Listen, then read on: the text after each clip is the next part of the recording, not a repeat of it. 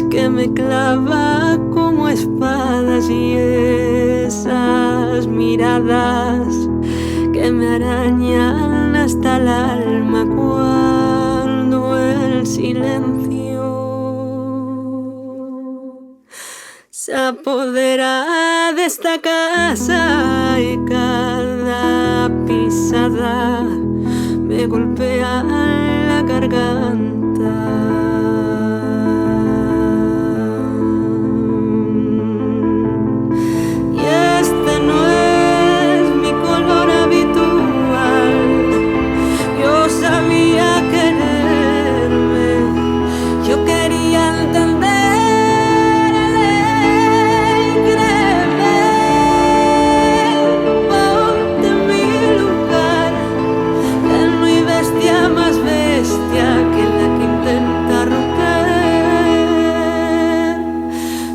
Mi dignidad.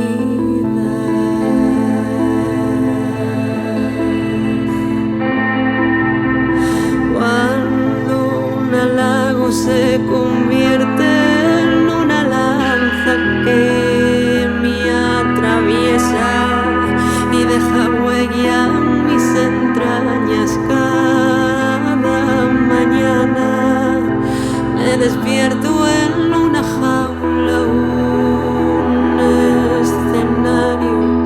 Soy su títere o su esclava.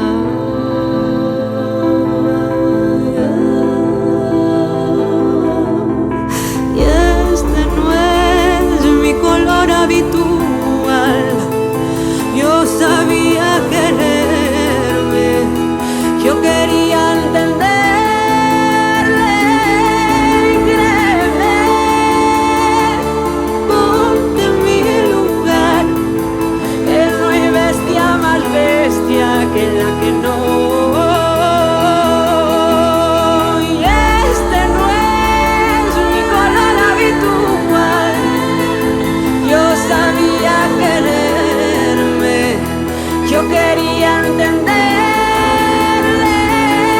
Y créeme, ponte en mi lugar, que no hay bestia más bestia que la que no, que la que no, que la que no.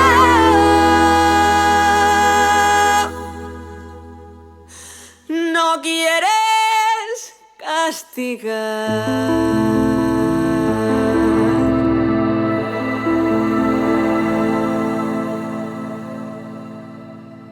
Y si tengo que elegir entre amar o morir, yo decido vivir, yo decido